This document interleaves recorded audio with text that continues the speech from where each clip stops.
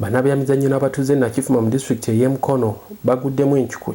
Emmotoka esomba omusenyu ekika kya elf ebadde etisse abasambi b'omupiira n'abawagizi abali eyo mu 30 n'okusoba bw'egudde ku kabenje n'ebagoya. Basatu ku bano bafudde ate abalala ne bamenyeka n'okufuna ebisago eby'enjawulo. Akabenje kano kaagudde ku Lwomukaaga olw'eggulo ssaawa nga 11 ttiimu ya Nakiwaate United bwe yabadde egenda ku kisaawe Nakiwaate okusamba omupiira ne bafuna akabenje nga babulako katono okutuuka ku kisaawe. Emmotoka eyafunye akabenje ekika kya elf namba UAL 495U. Eno tugisanze ku poliisi e Naggalama gye yatwaliddwa okuva we yakoledde akabenje. Tutuuse mu kifo we yakoledde akabenje, Umar Ludumba omu ku basambi ba ttiimu eno n'atunnyonnyola ebyabaddewo. Ne bafuna emmotoka wali ne baleeta kati emmotoka yaseeredde buseerezi kuva eri nejja newaba emmotoka yadenkaddekaddemu negwa abamu waliwo ababuuse ne bagwa mu kasooli awo abalala bo ne bagwira abamu yabakasuseeri era kooki waffe ye yafiiriddewo. Olunaku lwabadde lwajjo bavubuka bannaffe ne babeerako tonamenti gye bagendako e Nakiwaate. Mu kugenda Nakiwaate ne bafuna akisidenti, omu n'afiirawo nga bamuyita Charles yabadde nga yabatrayininga, abalala ne babaddusa mu ddwaliro ng'embeera mbi. Bwe batusiza mu ddwaliro omu Enoka nga twamukazaako katabalwa naye n'afa. Finale ne Jeswa naye n'atufaako. Abadde wa kibiina kyaffe ekya NUP nga tukolera wamu naye emirimu gyaffe nga tubeerawo mu buli kimu nga muntu mwangu otuukibwako.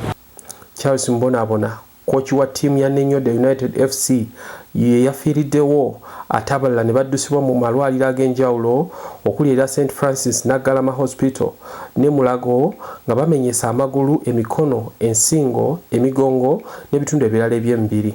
Abalala abafudde kuliko Joshua Owol w'emyaka 25 ng'ono yafiiridde mu ddwaliro Mulago ne Derek Sebata. Kansala akiikirira Town Council y'e Naggalama Bernard Sempaka ayogedde kabenje kano. Bafunye obuzibu jjo abaana badde bagenda ku mupiira Nakiwaate nga bali ku mmotoka ya elf.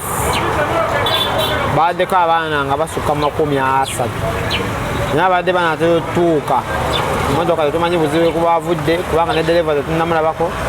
Emmotoka neefuula abaana bonna ne bagwa basatu bafu wetwogerera. Abalala batumenyesemenyesa emigongo, abalala amagulu bali Naggalama, abalala bali Mulago netwogerera era akasembayo okutuuka naye buno bamuleeta wano wennyini we tuli.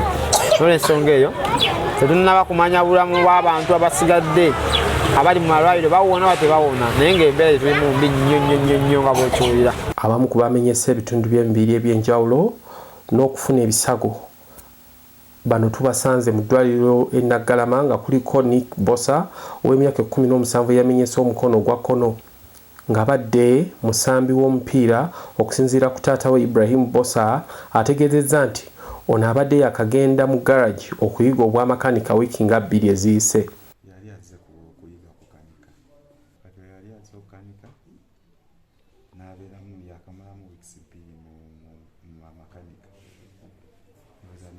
Tiimu yaabwe y'emipiira nze mbadde sigimanyi era teyansiibudde nti bagenze ku mupiira baki babadde jjo saawa zaabadde munda 10 ngampu yatya emmotoka egudde naze simanyi ngambuuza egudde wanga bangamba simanyi Nakiwaate.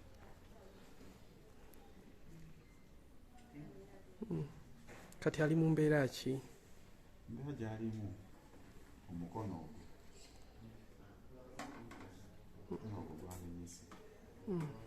Lawrence Okwale omukuumi ku ssomero ly'ebyemikono erya Mukono Technical Institute erisangibwa e Nakifuma ye yamenyesa amagumba mu nsingo ne mu kifuba.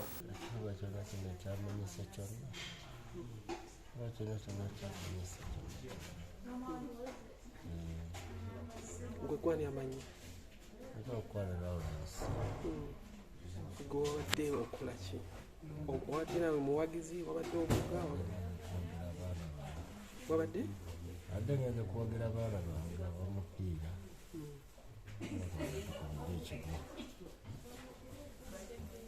Bo abaana bali mu mbeera ki?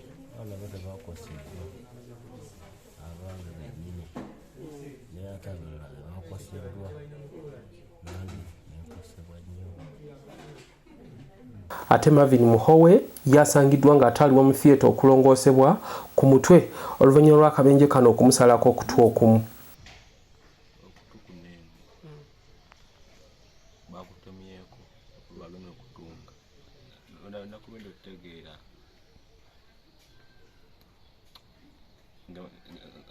emmotoka etagala nga yagala kugona kumya otegeera abalala babuuseeko nga tennaggwa abasigaddeko siwena wanavuddeko.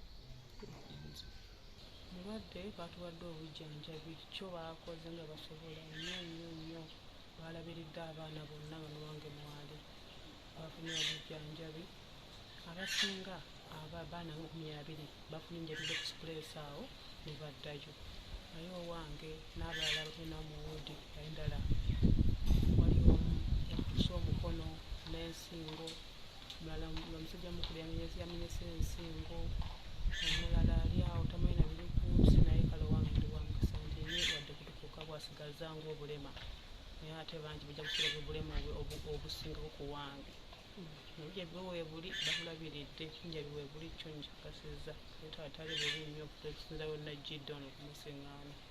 Ku kyalo Nakiwaate we tutuukiddeyo ng'abakungubazi bakuŋŋaanya okuziika mbonaabona era nga ye tukitegeddeko nti bambi ne taata we omugenzi Ssaalonga Rosias Nsubuga abadde yaakafa wiiki 2 eziyise n'aziikibwa ku kijja kye kimu naye wabadde agenda okuziikibwa. Omusirikale ku poliisi Naggalama omutume John Emria nga yasumba ekkanisa ya Apostle Church ennakulabye mu Nakifuma yabadde akulembeddemu okusabira omugenzi.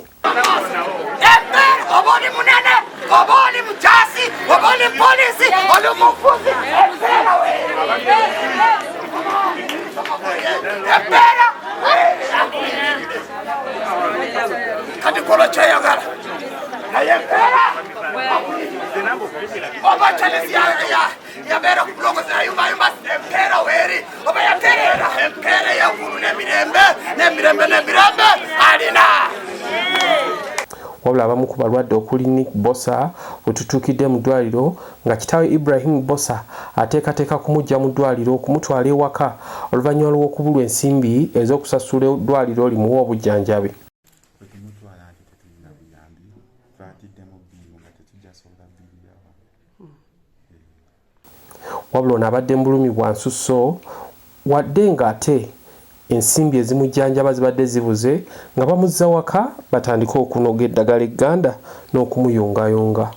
Kitaawe wa Bosa asabye abazirakisa okubayamba nga babasuula omukono bafune ensimbi ez'obujjanjabi olwo mutabani we asobole okukolebwako assuke obulumi bw'alimu.